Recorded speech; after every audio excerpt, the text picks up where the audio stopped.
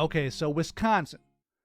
They had a Supreme Court election, and a liberal judge won, and her election will flip the court to a 4-3 liberal majority once she is seated, and if she can maintain that seat, which is a question I'll address in a little bit. Janet Protasiewicz was elected to the state Supreme Court of Wisconsin in a crushing victory after she ran on a pro-choice, LGBTQ-friendly platform. Now, I know she's just a liberal, and I know some folks out there hate it when people praise us, but I truly think that this is a good thing for Wisconsin, which has been hit hard by many of the policies being passed through the government over the past 15 or so years. But before we celebrate too much, let's dig in. And let's first talk quickly about Wisconsin as an electoral map, I guess, a state which was gerrymandered into absurdity in 2011. In that year, 2011, a Republican-controlled state government got to redistrict the state, and boy, did they ever redistrict. Wisconsin had been, for many decades, a very, very progressive state. Milwaukee even elected 3 out-and-out socialist mayors, the last serving until the 1960s. The 60s, in the Midwestern United States. That's pretty impressive.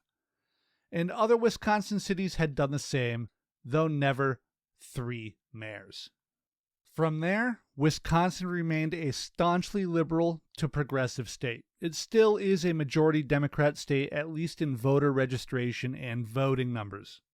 And here lies the rub with its extreme and, most would say illegal gerrymandering that the Republicans did in 2011. It entrenched themselves in power and effectively depowered the voters of the state. Since 2011, the conservatives have controlled both houses of the state government, with both houses hovering very close to Republican supermajorities. In 2018, Democrats won all statewide races and collected 53% of all statewide votes, but won just 36 of the state's 99 assembly seats. Think about that.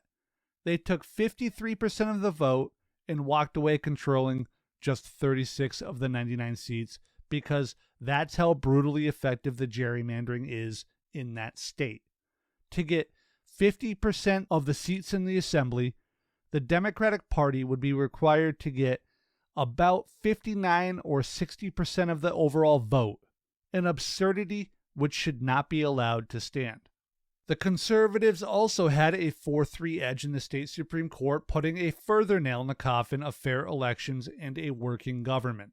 I'd also add that the disparity in House seats also allowed the outgoing Republican governor to legally remove various powers from the next governor after he lost to a Democrat, essentially leaving the new governor toothless and clawless as they tried to do anything at all from their desk in the governor's mansion. From NPR. Quote, following overnight debates, lawmakers voted Wednesday to restrict Evers, the new governor, from following through on a campaign promise to remove Wisconsin from a multi-state lawsuit challenging the Affordable Care Act. Lawmakers also voted to limit early voting in Wisconsin and make it more difficult for Evers to alter Wisconsin's voter ID law. Another element would give lawmakers more power over the state's economic development agency, which Evers has said he would like to eliminate. End quote. The people of Wisconsin voted for Tony Evers, a Democrat, so the Republican lawmakers simply made it so that it was literally impossible for the man to do what he promised to do. The very things that the citizens of Wisconsin hired him to do. They literally just opened up his campaign website, clicked the platform button, and then went down the list and made it impossible for him to do each and every item. And they did it in a lame duck session, overnight, in secrecy. Regular old stand-up Republicans. And one of these absolute goons has even begun talk about impeaching Protasiewicz before she even has been seated, especially if they get the supermajority that they are desperate to achieve in the Senate. And that supermajority is not far away. Right now, there is an open seat being closely contested in that state. Protasiewicz could very well be impeached the moment she is seated on the court. Protasiewicz ran as a vocally pro-life candidate, and she's also been a circuit judge for a while, so I guess this stuff was already known, but anyway, it was her main platform position, and it will almost certainly matter very soon.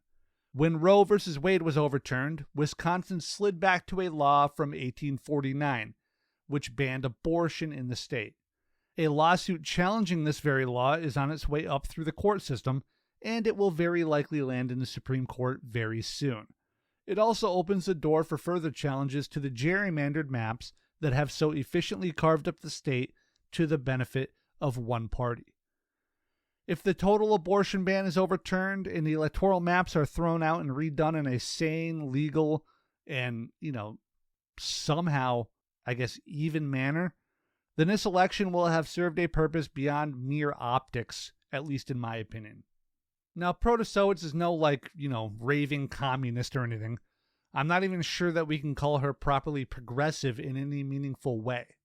But this election does expose a chink in the armor of the Wisconsin conservative minority takeover.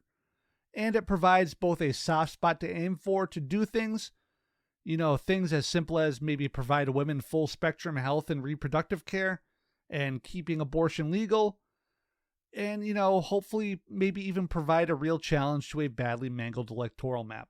And in a state that has been manipulated into a state of non-democracy, perhaps this election will provide not just hope, but maybe even a toehold towards actual lasting change.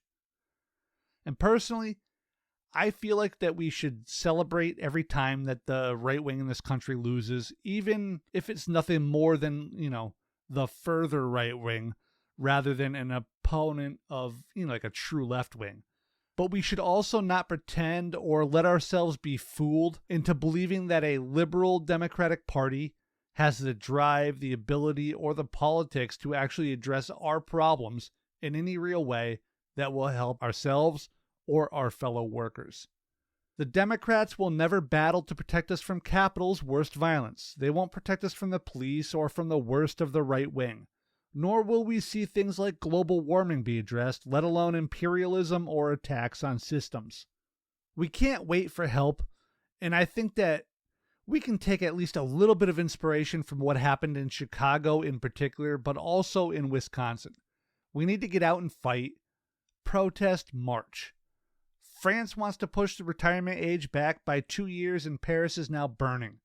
The EFF staged massive protests in South Africa that continue even now against Uganda's anti-LGBTQ laws. And all we can do here in the States is insipidly clap and Twitter dunk on Trumpist goobers, all while a former president is arrested on his own terms and flies home to a luxury club in Florida, and, we pretend that this is real change, lying to ourselves that this is real change.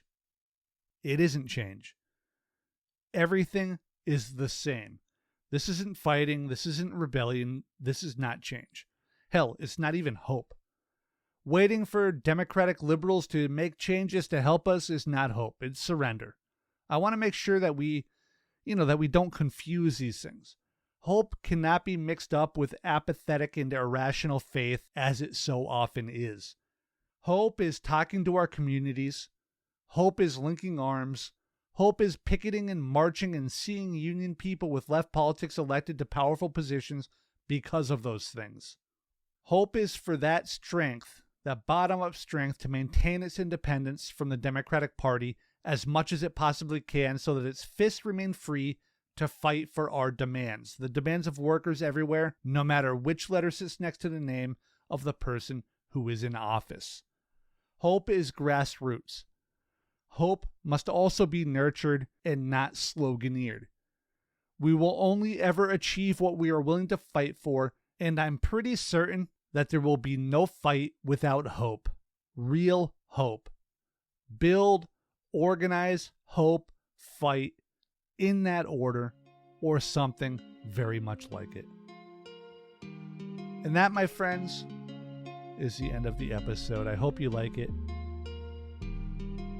You can find us on YouTube, youtube.com/@TribunusPlebesMedia. You can find us on Buy Me a Coffee, where you can join up as a monthly subscriber or make a one-time donation.